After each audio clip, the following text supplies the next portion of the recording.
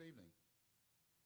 I'm Victor Ward Sr. I'm the Director for Transition and Safety. I would like to welcome you there in the audience tonight for joining us for one of our presentations for our demerger, and also welcome to those that are streaming live as well.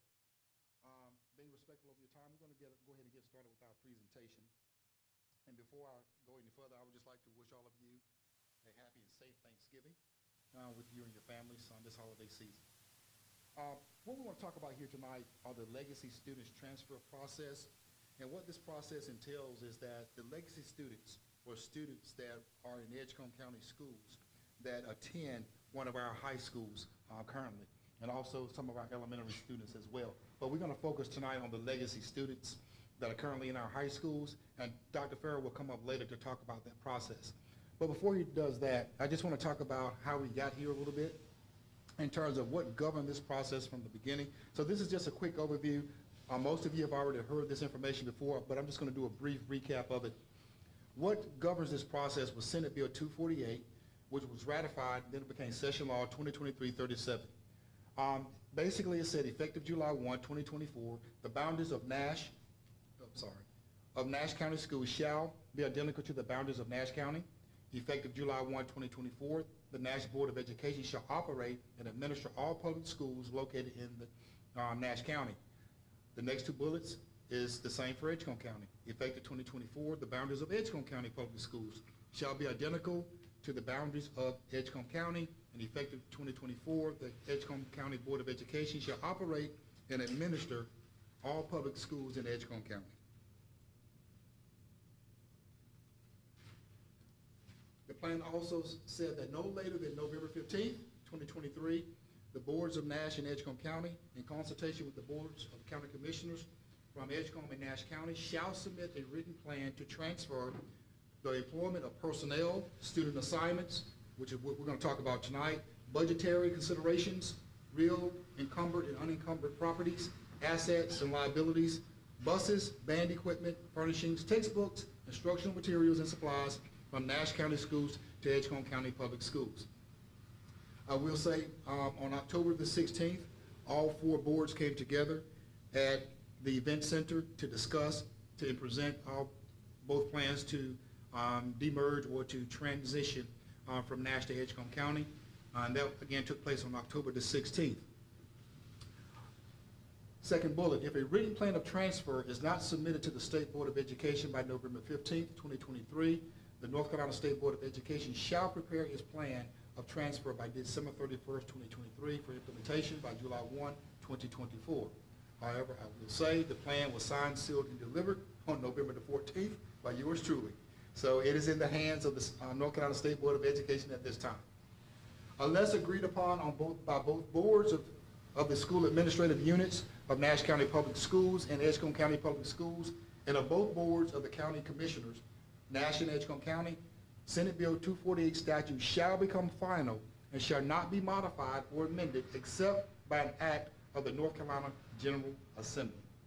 And so that's where we are with this right now. It is in the hands of the North Carolina General Assembly for them to review and give us any possible feedback, if there's any feedback that may come out of this. But anyway, it lies with them at this moment.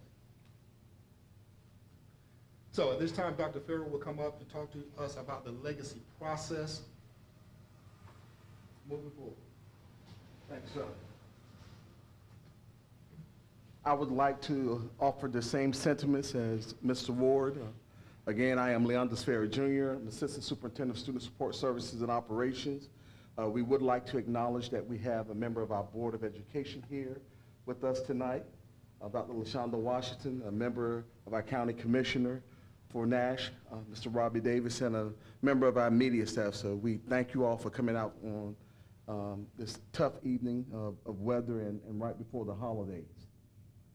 So there are two community meetings at this time that we have planned. Tonight is the first of those meetings, and then we have a second meeting that's planned for December the 11th from 5:30 to 6:30 p.m., which will be at Rocky Mount High School. This is our tentative plan. If something should change, we will be sure to let you know. And after having that second meeting, if we feel like there needs to be a third meeting, we will get together with the team to make sure that that happens.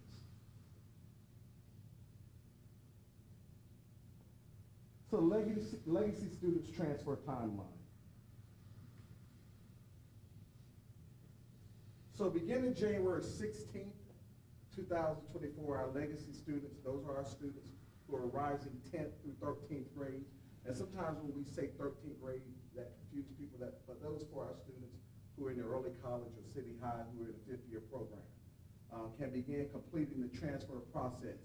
We refer to that as opt-in because we wanted to make sure that we gave the families the opportunity to opt in to remain here. If they don't take advantage of it, then what that means is that they will be attending Edgecombe County Public Schools. There will be information on the Nash County Public Schools website about how to access our digital process. For the first time, Nash County Public Schools will be going digital with our student transfer process. So parents will be able to go to the website. They will be able to put their information in there, and we're going to use the same process for our Demerger students, our legacy students, for opting in. And so we're continuing to build that process, working with the company, and it will be up and ready to go on the date of January 16th. So January 16th through March 31st, the process for legacy students who opt in to remain in Nash County Public Schools. That means they have through that timeline to put their information, they have through that timeline is what we will be doing to process those students who sign up to opt in. March 22nd is the deadline for legacy students. I'm sorry, Mr. McQueen.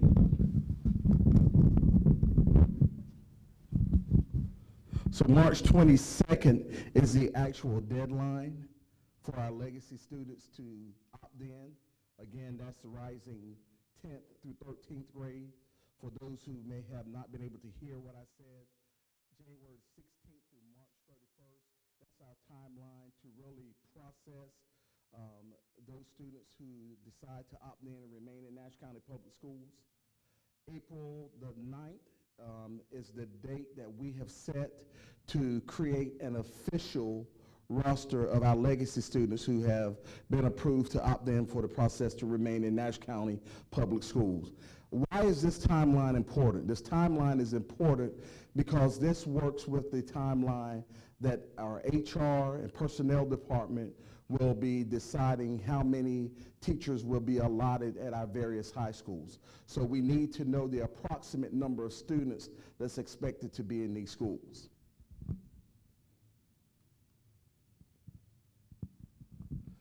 So one of the things that parents consistently asked us about was, if I have a child who's a rising 10th through 13th grader, and I also have a child who's a rising 9th grade, my child who, let's say, is in the 11th grade is going to be able to remain in Nash County. But my child who's a rising 9th grader would have to go to Edgecombe. And that could propose a hardship for the family as they're trying to get to and from school events, athletic events, and things of that nature. So it was decided that we would work with those families who have those particular situations. So in this section, we'll talk some about that. So students who are first-time rising 9th graders and live in the same home as a sibling who is a legacy student. Again, the legacy student is your rising 10th through 13th grader, can request to opt in to remain in Nash County Public Schools by ensuring that their name is on the legacy transfer document completed for the legacy student. And I'll share that document with you later in this presentation. First-time rising 9th graders must attend the same school, high school, that their legacy sibling is attending, except for in the case of Nash Rocky Mount Early College and City High. The default high school for students will be Rocky Mount High School. So if I'm Mr. Ward's sibling, Mr. Ward is in the 11th grade, he's in the early college, I'm a rising 9th grader, I will not be able to attend the early college, but I could stay and go to Rocky Mount High School. Legacy students will not have to get a release from Edgecombe County Public Schools. That is what they've shared with me. So those students who are legacy students, we will not have to worry about getting a release from them. Those students could just remain with us. But the siblings of legacy students will have to get a release from Edgecombe County Public Schools. Mr. McQueen, is it possible that you can? Thank you, sir. Can you?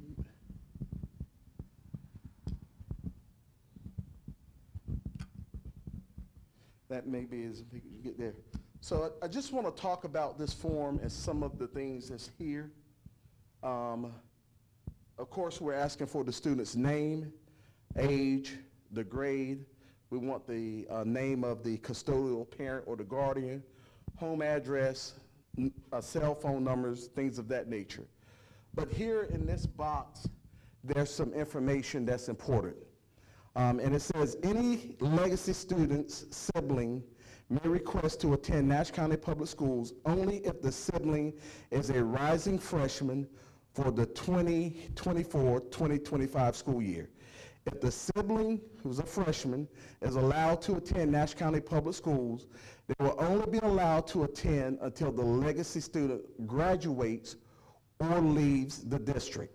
The sibling will attend the school the legacy student attends, except for in the case of city and early college, as I just previously stated.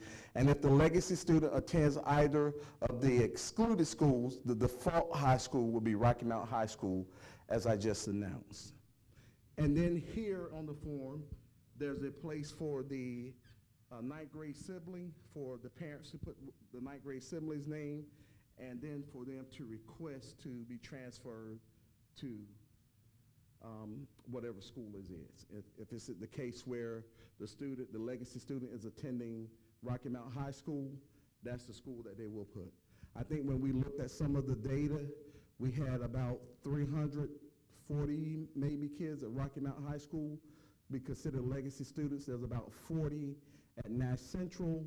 I think there maybe were 10 or so at Northern Nash. We had about 17 at the early college, and I think about 10 at City. And this is the form. This is how it will look. They will complete that information, and as we stated, January 16th through March 31st, we will be processing these forms. So at the end, by the April 9th deadline, we know who the students are who have decided to opt in and how many. Any questions about this form? How many students are in Rocky Mount High School? And that's how many students total, or the legacy? Legacy students. Roughly 340. That's not an exact number, it's an approximate number though. Sir, if what I understood you said, you have a ninth grade start, but not be able to finish. Yes, sir. It's sibling that was older who got out. Yes, sir. They could do 2 years, didn't have to do To Edgecombe. Edgecombe. Yes, sir. And we know that sounds, for lack of a better word, crazy. But what we were looking at is the reason for allowing the sibling to attend is because of the legacy student.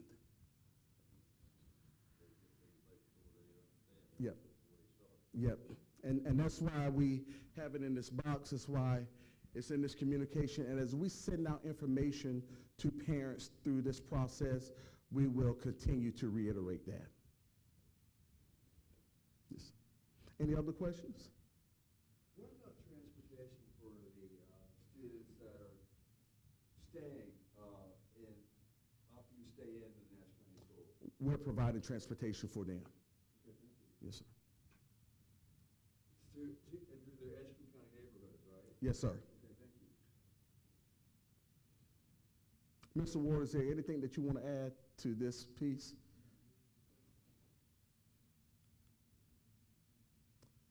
So here are some possible scenarios.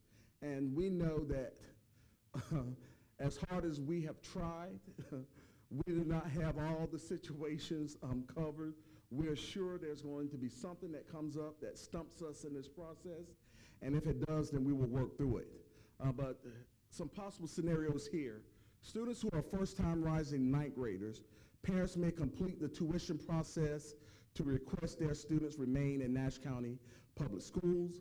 The current tuition rate for the 2023-2024 school year is $1,656, and it may vary for the 24-25 school year.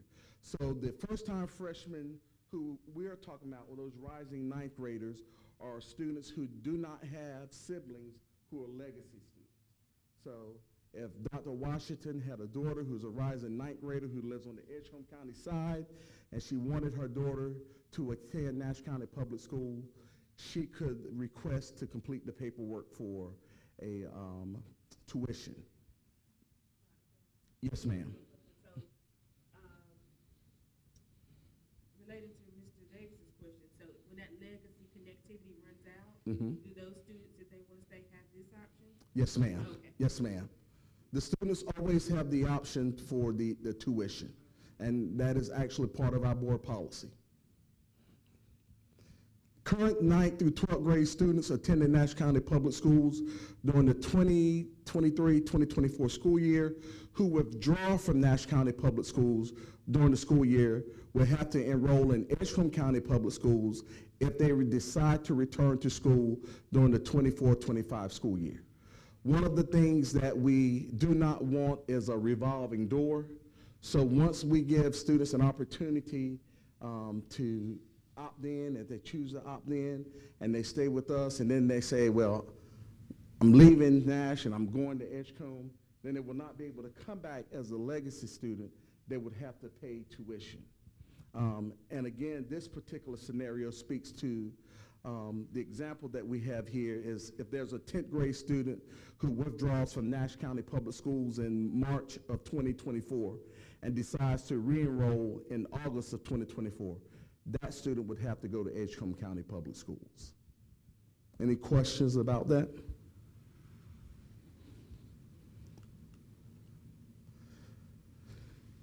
A high school student moves to Edgecombe County side of Rocky Mount in August of 2024 and wants to enroll in school. The student was not previously enrolled in Nash County Public Schools, so that student will have to enroll in Edgecombe County Public Schools. Another possible scenario, you have a high school student that moves back to the Edgecombe County side of Rocky Mount in August and wants to enroll. The student was previously enrolled in Nash County Public Schools, but did not attend during the 23-24 school year. In this situation, the student would have to enroll at Edgecombe County Public Schools. And then the third one here we have is legacy students and their siblings will not be able to attend a school for a specified educational program unless the legacy student is already enrolled in that program. For example, a legacy student sibling at Rocky Mount High School would not be able to ask for a transfer to Southern Nash High School for the ag program unless the legacy student was already attending Southern Nash High School and in the ag program. Legacy student siblings cannot attend City or Nash Rocky Mount Early College. Any questions about that?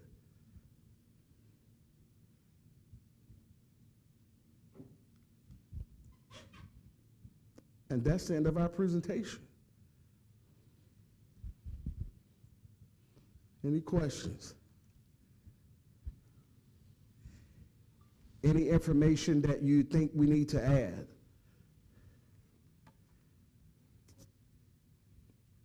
Just for the purpose of clarity, in that little box, Yes, ma'am. make the disclosure, Mhm. I would add maybe a line for initials, just to ensure, that, That they have read. yeah, they've read it and they understand.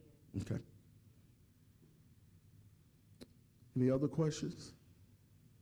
Again, Mr. McQueen, can you go back to the presentation? Thanks. Trying to get back to the very second slide. There we go.